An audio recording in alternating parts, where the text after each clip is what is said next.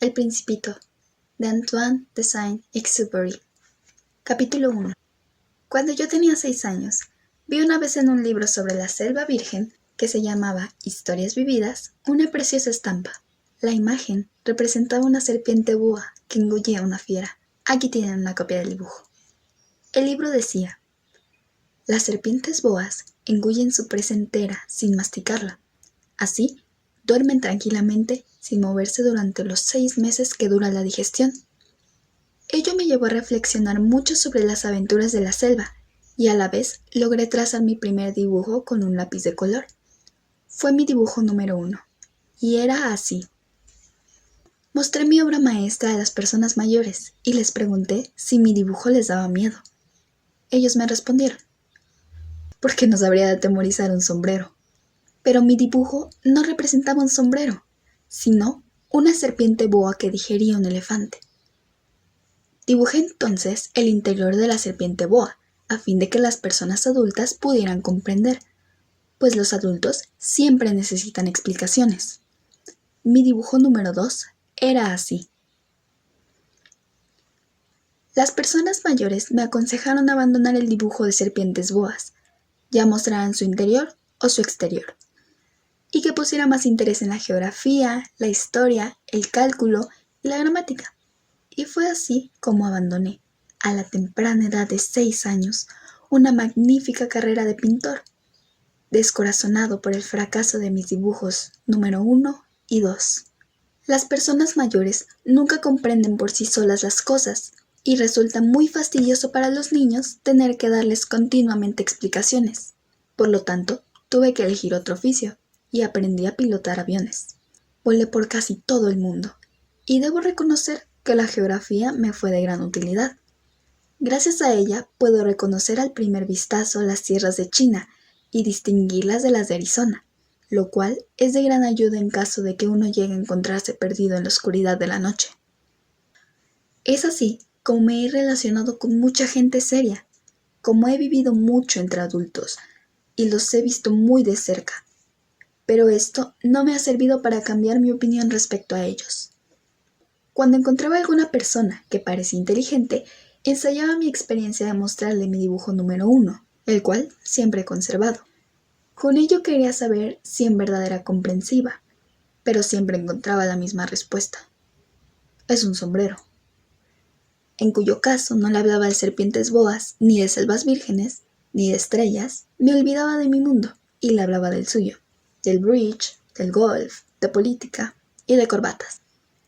Y esa persona mayor se sentía muy contenta de conocer a un hombre tan razonable. Capítulo 2. Así he vivido, solo, sin nadie con quien poder hablar verdaderamente. Hasta un día en que mi aeroplano sufrió una seria avería en el desierto del Sahara. Algo en el motor se rompió, y como no viajaba conmigo ni pasajeros ni mecánicos, me dispuse a realizar por mis propios medios la difícil compostura. Era para mí un asunto de vida o muerte, ya que apenas tenía agua para aplacar mi sed durante unos 8 días. La primera noche dormí sobre la arena, a 1000 millas de toda tierra habitada. Estaba más solo que un náufrago en medio del océano. En tales circunstancias, ya pueden imaginarse mi sorpresa cuando al día siguiente, al despertar, oí una simpática vocecita que me decía: «Por favor, dibújame un cordero». «¿Eh?» «Dibújame un cordero». De un brinco me puse en pie, como si hubiera sido tocado por un rayo. Me froté los ojos y miré detenidamente. Era un hombrecito, en verdad extraordinario, que me observaba gravemente. He aquí el mejor retrato que más tarde logré hacer de él. Aunque mi dibujo, claro está, es menos bello que el modelo. No es culpa mía, ya que los mayores me desalentaron en cuanto a seguir la carrera de pintor cuando yo tenía 6 años. Y por aquel entonces, lo único que había aprendido a dibujar eran las boas cerradas y las boas abiertas. Observé esta aparición con los ojos redondos de asombro. Recuerden que me encontraba a 1000 millas de toda región habitada. No obstante, mi pequeño hombrecito no me pareció ni perdido, ni muerto de fatiga, ni de sed, ni de miedo. No tenía la apariencia de un niño perdido en el desierto, a 1000 millas de toda región habitada. Cuando por fin pude hablar, le dije: ¿Qué haces tú aquí? Él me repitió entonces, dulcemente, como si se tratara de una cosa muy seria. Por favor, dibújame un cordero. Cuando el misterio es demasiado impresionante, uno no se atreve a desobedecer. A pesar de lo absurdo que esta petición me pareciera, hallándome a 1000 millas de distancia de cualquier lugar habitado y en peligro de muerte, saqué una hoja de papel de mi bolsa y una pluma. Pero me acordé entonces de que lo que yo había estudiado asiduamente era geografía, historia, cálculo y gramática. Y le dije al pequeño hombrecito, con un poco de mal humor, que yo no sabía dibujar. A lo que él me respondió: «Eso no importa, dibújame un cordero». Como nunca había dibujado un cordero, me concentré en repetir uno de aquellos 2 únicos dibujos de que yo era capaz, el de la boa cerrada. Me quedé boquiabierto cuando le oí responder: «No, no, yo no quiero un elefante dentro de una boa. Una boa es muy peligrosa y un elefante ocupa mucho sitio. En mi casa todo es pequeño. Lo que yo necesito es un cordero. Dibújame un cordero». Entonces dibujé lo que me pedía. Él lo miró atentamente y luego me dijo: «No, ese ya está muy enfermo. Hazme otro». De nuevo me dediqué a dibujar y mientras lo hacía, mi amigo sonreía gentilmente y con indulgencia. «Fíjate bien, eso no es un cordero, es un carnero. Tiene cuernos». Entonces rehice mi dibujo, pero lo rechazó, al igual que los anteriores. «Ese es muy viejo», dijo. «Yo quiero uno joven para que viva mucho tiempo». Entonces se agotó mi paciencia, y como tenía prisa por comenzar a desmontar el motor, garabateé un dibujo. Y exclamé: «Esto es una caja. El cordero que tú quieres está dentro». Pero me quedé completamente sorprendido al ver iluminarse el rostro de mi pequeño juez. «Así es precisamente como yo lo quería. ¿Crees que coma mucha hierba este cordero?» «¿Por qué?»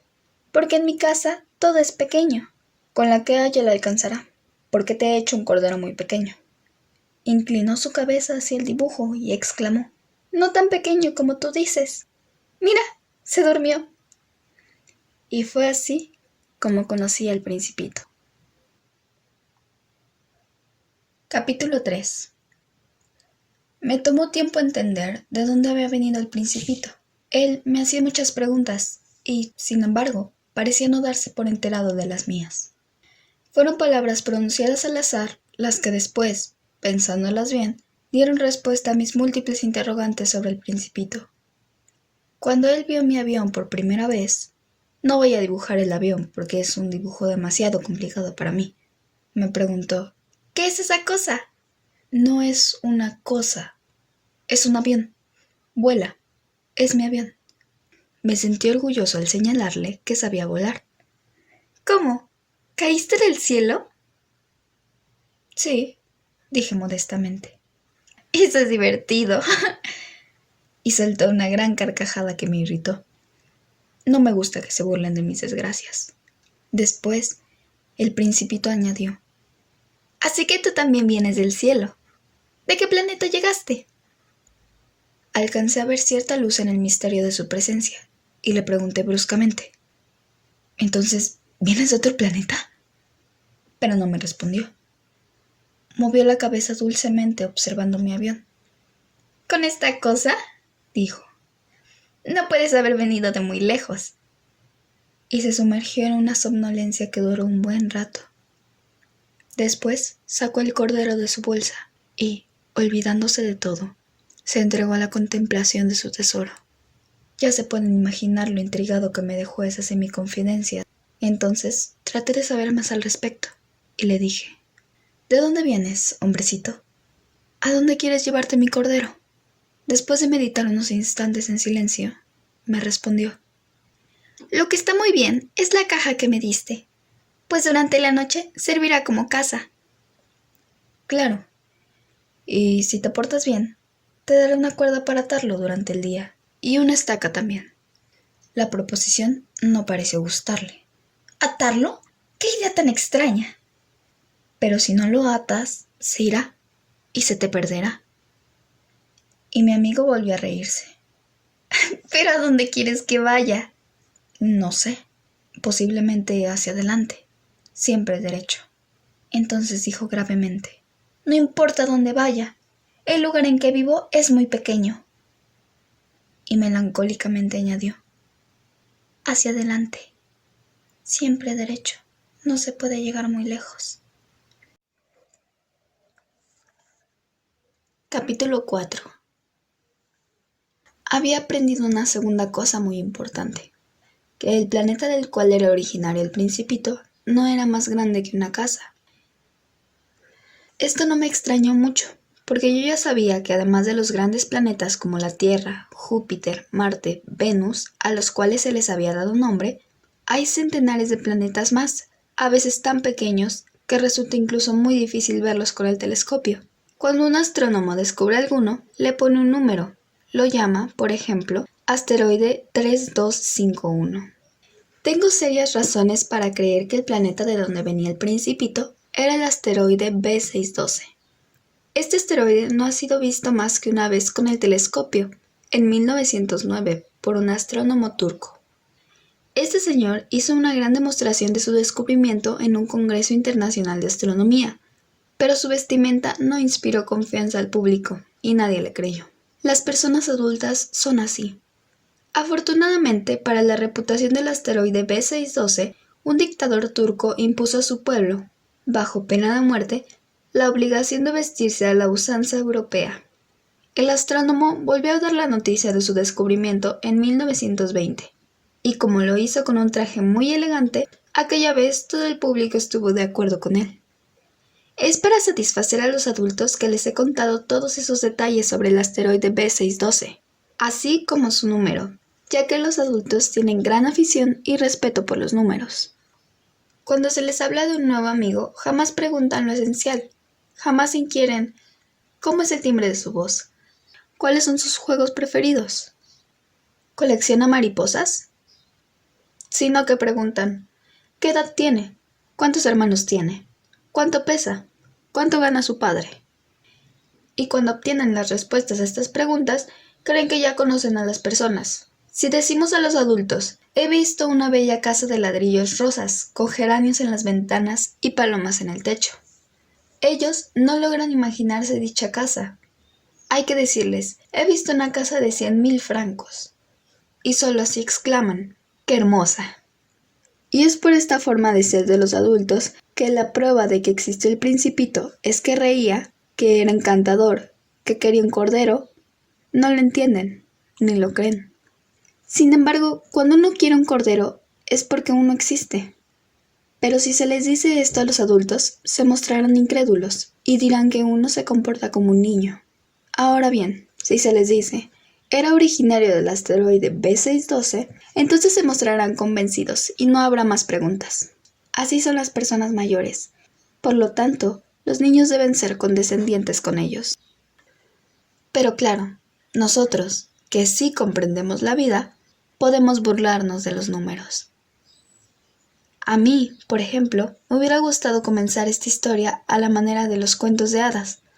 Había una vez un principito que habitaba en un planeta apenas más grande que él, que tenía necesidad de un amigo.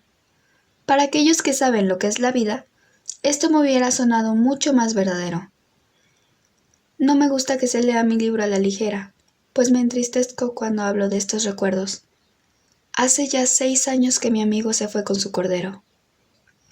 Si trato de escribirlo aquí, lo hago con el fin de que nunca se me olvide. Es triste olvidar a un amigo y volverse como los adultos que se interesan solo por los números. Es por eso que he comprado otra caja de lápices de colores. Aunque es difícil volver a dibujar a mi edad, bueno, no se han hecho más tentativas que las de dibujar una boa abierta y otra cerrada, y eso a la edad de 6 años. Pero trataré de hacer los retratos lo más parecidos que me sean posibles, aunque no estoy muy seguro de lograrlo. Un dibujo me sale muy mal porque me equivoco en las medidas. De ahí que en un dibujo el principito aparezca demasiado grande y en otro demasiado pequeño. Dudo también sobre los colores de su traje. En fin, probaré. Seguramente me equivocaré en algunos detalles, pero tendrán que perdonarme, porque mi amigo nunca daba explicaciones. Posiblemente me creía semejante a él, pero Desgraciadamente, yo no sé ver un cordero a través de una caja. Creo que soy un poco más como los adultos. Debo haber envejecido. Capítulo 5. Cada día aprendí algo nuevo sobre el planeta del Principito. Lo iba sabiendo poco a poco, y por deducción. Fue así como al tercer día conocí el drama de los baobabs. Supe de esto gracias al cordero, ya que el Principito, asaltado por una grave duda, me preguntó de repente: ¿Es verdad que los corderos se comen los arbustos? Sí, qué contento estoy. Yo no comprendí qué importancia tenía para él que los corderos comieran arbustos, pero añadió: ¿Entonces también se comen los baobabs? Le hice notar al Principito que los baobabs no son arbustos, sino árboles gigantescos del tamaño de iglesias, y que ni una manada de elefantes podría terminar con un solo baobab. La idea de la manada de elefantes le hizo mucha gracia. Habría que ponerlos uno encima de otros, y añadió sensatamente: pero los baobabs, antes de hacerse grandes, comienzan por ser pequeñitos. Claro, pero ¿por qué quieres que tus corderos se coman los baobabs? Y me respondió: está bien claro, como muestra inequívoca de que su deseo era por motivos evidentes. Me costó un gran esfuerzo comprender cuál era el problema. Lo que sucedía, pues, era que en el planeta del Principito había, como en todos los planetas, buenas y malas hierbas y, en consecuencia, de buenas semillas, buenas hierbas y de malas semillas, hierbas dañinas. Ahora bien, las semillas no se ven. Duermen en el interior de la tierra hasta que a una de ellas se le ocurre despertar, y entonces se estira y se asoma tímidamente hacia el sol, mediante una preciosa ramita. Si se trata de una ramita de rábano o de rosal, se le puede dejar crecer a su antojo. Mas si se trata de una rama dañina, hay que arrancarla en cuanto se le reconoce. En el planeta del Principito existían semillas terribles, y estas eran las de los baobab, los cuales tenían infestado el suelo del planeta. Y si se deja crecer un baobab, resulta demasiado difícil desarraigarlo, y termina por adueñarse del espacio, perforando las entrañas de la tierra con sus raíces. Si el planeta es demasiado pequeño y los baobabs numerosos, lo hacen estallar. Se trata de una cuestión de disciplina, me decía más tarde el Principito.